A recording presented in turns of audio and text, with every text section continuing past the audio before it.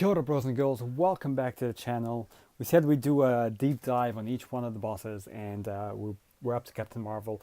Captain Marvel is the final boss, and man, she is a pain in the ass if you're not used to her.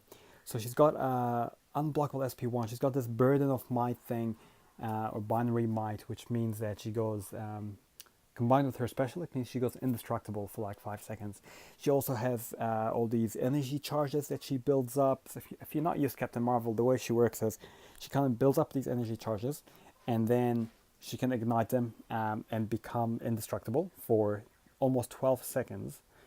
Now, landing a special attack can remove that, but also she gets like fury buffs and stuff like that. However, if you're running a Mystic Champion and you accidentally give her a charge, an energy charge, you can do damage to her.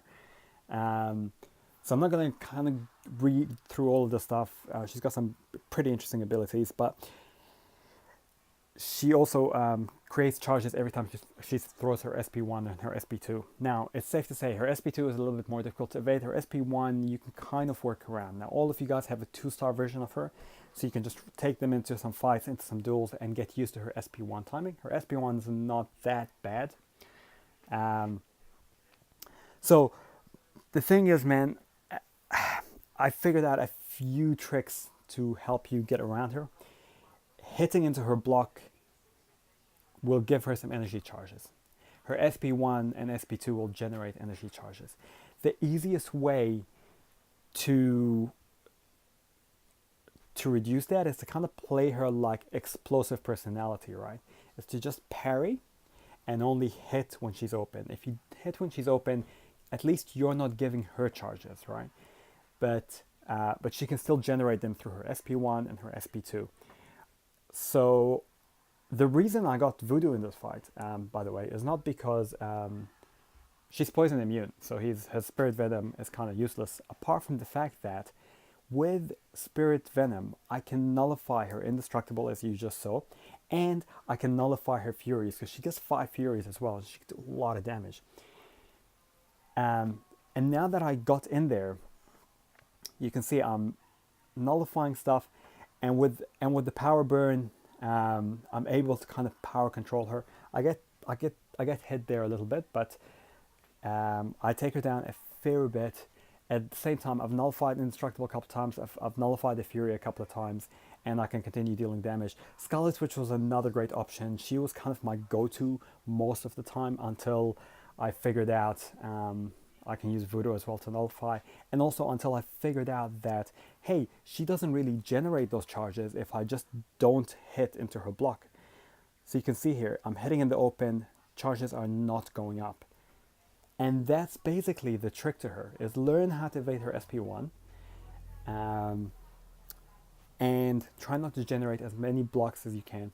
You know, try to only hit her when she's open, and get someone who can nullify that Indestructible, because once you throw an SP to nullify the Indestructible, or you nullify it, like say with Dr. Voodoo's SP1, then that's it. That's on cooldown for another 40 seconds. If you got 40 seconds of basically a straight fight, right? So that's the easiest way. And if you saw my original video, the other way is to just do a lot of damage just really quickly. Like I think the first time I just used CG to take her down to like 90% before she went indestructible.